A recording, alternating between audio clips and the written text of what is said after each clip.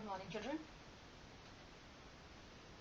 Children, as you all know, we have already learned nomenclature of saturated hydrocarbons in the chapter Basic Principles of Organic Chemistry, and today we are going to learn how to give name to unsaturated hydrocarbons and to cyclic hydrocarbons also. Let's start. So, IUPAC Nomenclature of Unsaturated Hydrocarbons, that is, we are going to name alkenes and alkynes. The first rule for giving name of any alkene or alkyne is we need to select the longest carbon to carbon chain where there is a presence of multiple bond. It can be double or triple covalent bond. If you see carefully, in this example there is one straight chain containing 5 carbon atoms, but in the form of side chain there is a CH2 group present containing a double bond. So I have to select such kind of chain where I can include a multiple bond in it. So this chain would be for 4 carbon atoms, and this CH2 CH3 group or ethyl group would be the side chain to this parent chain. Numbering of chain, how to give position or locant number to multiple bond.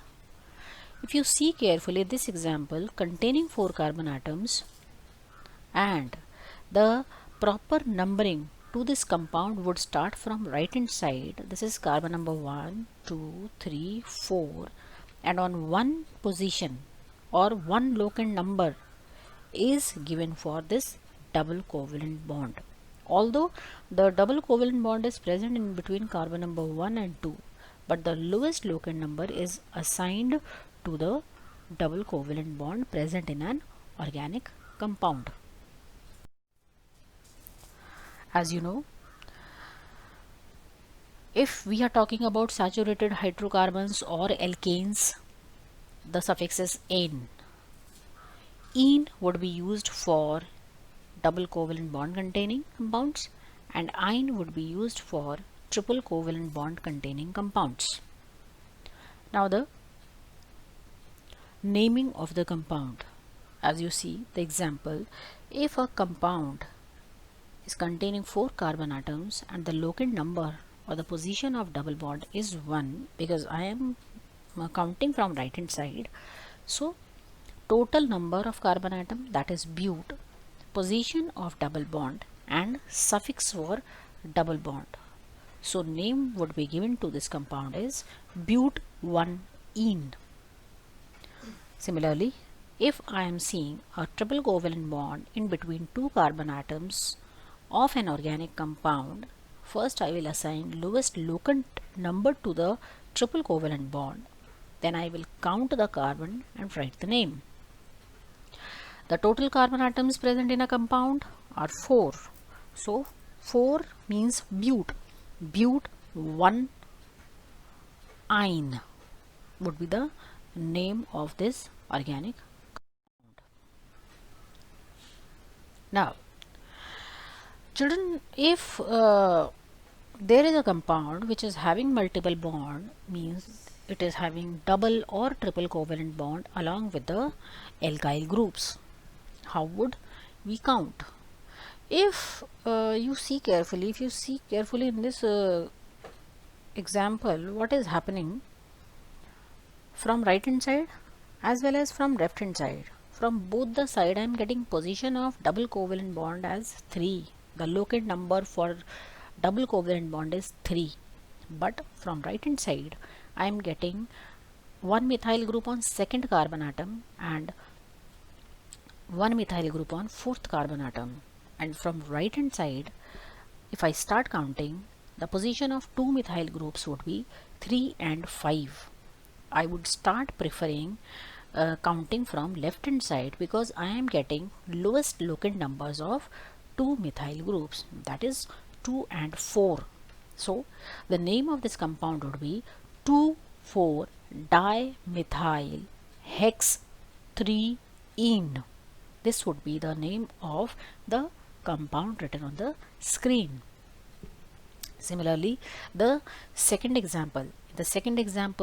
If you are going from left hand side or if you are going from right hand side, you are getting locant number for triple covalent bond is 3, and from left hand side you are getting on second position there is a methyl group, and from right hand side the methyl group position is 5. So we will start counting from left hand side, where we would get lowest locant number for methyl group, and that is 2. So the name of this compound would be 2-methyl hex 3-ene. In this way we used to give name to the compounds where we are getting side chain and also containing multiple bonds. Now if you are seeing a compound where a kind of multiple bond is present multiple times, for example, if you see this example, what is happening here, there are 2 double bonds in a organic compound. So how would we write name? First of all, fix the locant numbers for both the double covalent bond, and I am fixing here. I will start counting from right hand side. This is carbon number 1, 2, 3, 4, 5. So from on one position there is double bond, and on third position there is double bond. The total number of carbon atoms are 5. According to IUPAC rule, if you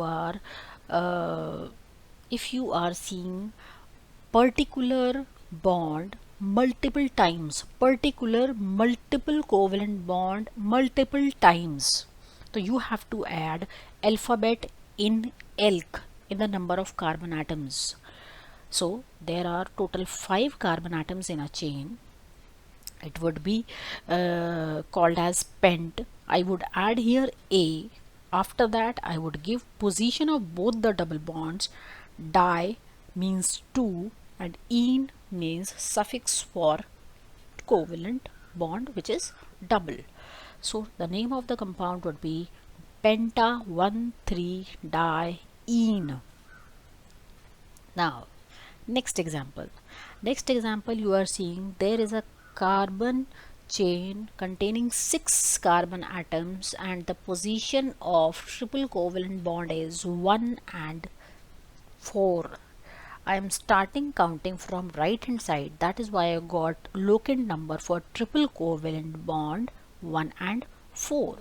Similarly, I will take hex for 6 carbon atoms, add A alphabet into it. It would be called as hexa 1,4-diene. It would be the name of the IUPAC name of this particular given organic compound. Now if you see, there is a carbon compound containing 1 double and 1 triple covalent bond. How would we write IUPAC name for such compounds? Children, if parent chain containing both double or triple covalent bond, then carbon atoms are numbered from that end where multiple bond is nearer. Either it could be double, it could be triple. So in this example I will start counting from left hand side, because I am getting double bond on one position and I am getting triple covalent bond on third position. So how would we write this name? Total 5 carbon atoms in a chain, so I write pent here 1-ene because the position of ene is 1, and 3-ene because the position of triple covalent bond is 3. That is why pent 1-ene 3-ene name is given to the compound. Similarly, if you are seeing next example, in the next example there is a compound containing 1 triple and 1 double covalent bond. In this case I will start counting from left hand side, because I am getting triple covalent bond nearer. I am getting lowest locant number for the triple covalent bond. The position of triple covalent bond is 1 and position of double covalent bond is 4. So the name of the compound would be hex 4-ene 1-ine. Children, you need to write ene always before ine. Whatever the locant number with ene or ine, but they have to be written first.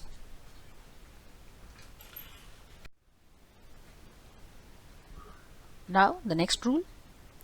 The next rule is, if you are seeing a compound and in that particular compound there is a tie in between double and triple bonds position, if you see carefully from left hand side, the one position is given, there is one position for triple covalent bond, and if I start counting from right hand side, there is a double bond on carbon atom number 1. So in that case we will start counting from right hand side, giving preference to double covalent bond. So the position of double covalent bond is 1 and position of triple covalent bond would be 4. This is applied when you are seeing there is a tie in between double and triple covalent bond position. So the name of the compound would be pent 1-ene 4-ine. So children, this is all about the IUPAC nomenclature of unsaturated hydrocarbons. Now let's start giving name to simple mono-cyclic hydrocarbons. Mono-cyclic means we are talking about all those compounds having one cycle, one ring. I told you already, children, cyclic hydrocarbons means the compound is containing closed chain. The ends of carbon are not open. They are present in a form of ring. That is why we are calling as closed chain hydrocarbon or monocyclic hydrocarbon. Mono means one. There is one cycle and the ends are closed. If I talk about saturated monocyclic hydrocarbon, children, and let's talk about this example first. I am seeing this compound containing 3 carbon atoms and they are forming one closed loop. 3 carbon atoms will be called as prop because they are bonded with single covalent bond. Ane would be added here, and in this case what is happening, this is ring like structure. So I would add here prefix cyclo and the name of the compound would be cyclopropane. Similarly, there is one compound containing 5 carbon atoms bonded with single covalent bond. The compound name would be cyclopentane. 5 carbon atoms bonded with single covalent bond and they are forming closed loop. That is why name cyclopentane is given to the compound. If I talk about unsaturated monocyclic hydrocarbons, then in case of ene, particularly what will happen if this compound is there containing 6 carbon atom and also having one double covalent bond in between 2 carbon atoms. So name would be given cyclohexene. Ene is for presence of double covalent bond in between 2 carbon atoms. Similarly, the other example is having 5 carbon atoms and in between 2 carbon atoms, out of 5 carbon atoms there is a presence of one double covalent bond. That is why this compound would be called as pentene and it is cyclic. That is why it would be called as cyclopentene. Now this example. In this example, if you see carefully, one cyclic structure, this is seen. It is actually cyclohexane, and on this carbon atom there is a methyl group, and on this carbon atom there is a propyl group. 3 carbon atoms are present right here on this carbon atom. The name of this side chain is methyl, and the name of this side chain is propyl. Children, if we see carefully alphabetically, M is coming before P. So we will start counting from the carbon atom containing methyl group, क्योंकि M is coming before P in alphabets. So this is carbon number 1, carbon number 2, carbon number 3. Carbon number 1 is containing methyl, carbon number 3 is containing propyl, and the compound is cyclohexane. So 1 methyl, 3 propyl, cyclohexane. So another example is a compound containing 6 carbon atom, and 6 carbon atoms are present in a form of a loop, a cycle, and on a particular carbon atom you are seeing 2 methyl groups, and on a particular carbon atom you are seeing one side chain which is known as ethyl. But if you see, before, just now I have told you कि we would give preference to the alkyl group which is coming before, I mean which are coming earlier in the alphabets. But here what is happening, children? A particular carbon atom is containing 2 methyl groups. That is why I have to start giving lowest locant number to this carbon atom. So this carbon atom would be 1, then 2, then 3. So one carbon atom is containing 2 methyl, and third carbon atom is containing 1 ethyl group. And the name of the compound I would write like 3-ethyl, because E is coming before M. Children, we never count D, because di I am using here for the presence of 2 methyl groups, but I would always compare methyls M and ethyls E. So 3-ethyl 1,1-dimethyl cyclohexane name would be given to this compound.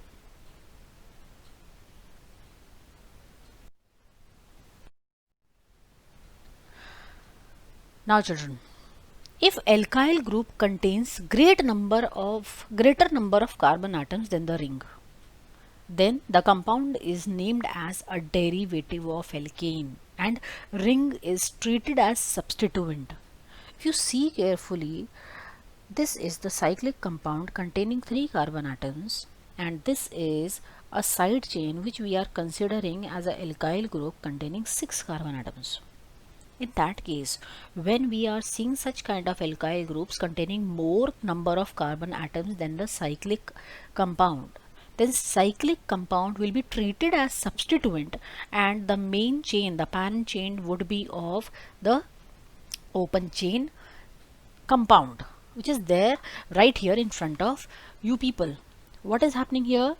On third position there is one group which would be called now cyclopropyl. Il is a suffix which is used for the side chain. So 3-cyclopropyl, and total carbon atoms are 6 here, hexane. And the last example, children, this is the example, and the group, this is the group which is attached to this carbon atom, is called as isopropyl. The name of this compound could be given as isopropyl cyclohexane. So children, this is all about your nomenclature of cyclic hydrocarbons. I hope you understand. Thank you.